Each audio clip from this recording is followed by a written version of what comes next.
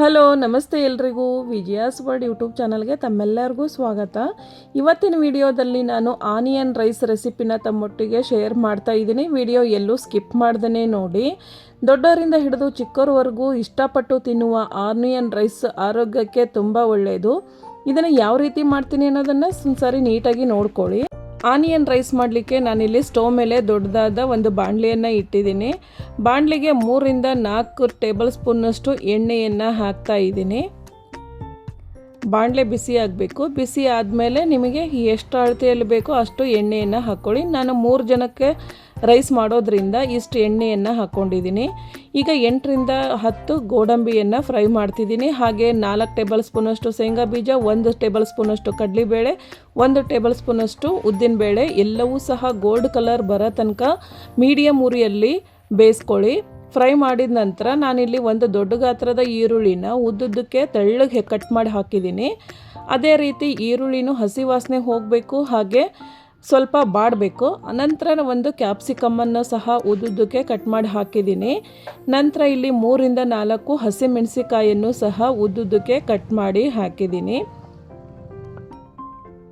ಎಲ್ಲ ತರಕಾರಿನೂ ಹಸಿ ವಾಸನೆ ಹೋಗೋ ತನಕ ಮೀಡಿಯಮ್ ಉರಿಯಲ್ಲಿ ಫ್ರೈ ಮಾಡ್ಕೊಳ್ಳಿ. ನಂತರ 1 ಬಟ್ಟಲಷ್ಟು ಒಣ ಕೊಬ್ಬರಿ ತುರಿಯನ್ನು ಹಾಕ್ಕೊಂಡಿದ್ದೀನಿ. ನೀವು ಹಸಿ ಕೊಬ್ಬರಿ ತುರಿನೂ ಹಾಕ್ಕೋಬಹುದು, ಆದರೆ ಒಣ ಕೊಬ್ಬರಿ ತುರಿನೇ ತುಂಬ ಸಖತ್ತಾಗಿ ಟೇಸ್ಟ್ ಕೊಡುತ್ತೆ. ಆದ್ದರಿಂದ ನಾನಿಲ್ಲಿ ಒಣ ಕೊಬ್ಬರಿ ತುರಿಯನ್ನು ಹಾಕಿ ಮೀಡಿಯಮ್ ಉರಿಯಲ್ಲಿ ಇದನ್ನು ಬಾಡಿಸ್ತಾ ಇದ್ದೀನಿ.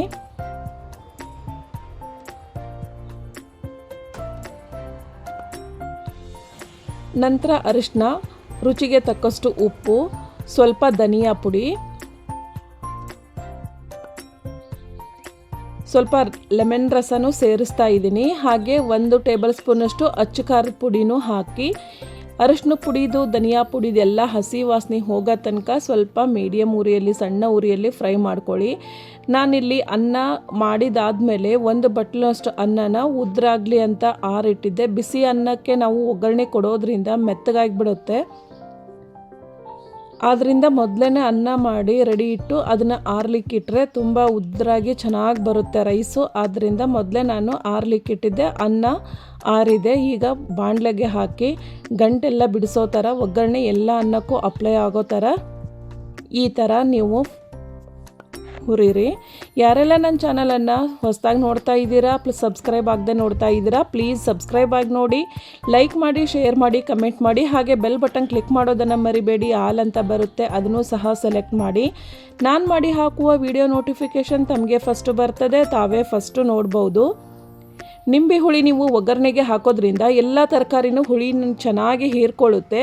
ಮೇಲೆ ನೀವು ನಿಂಬೆ ರಸನ ಹಾಕಿದರೆ ಅನ್ನಕ್ಕಷ್ಟೇ ಅಪ್ಲೈ ಆಗುತ್ತೆ.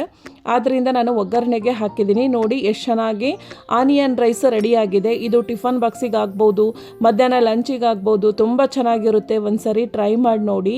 ಇವತ್ತಿನ ನನ್ನ ವಿಡಿಯೋ ನಿಮಗೆ ಇಷ್ಟ ಆದರೆ ನಿಮ್ಮ ಫ್ಯಾಮಿಲಿ ಫ್ರೆಂಡ್ಸಿಗೆ ಶೇರ್ ಮಾಡೋದನ್ನು ಮರಿಬೇಡಿ. Thanks for the watching.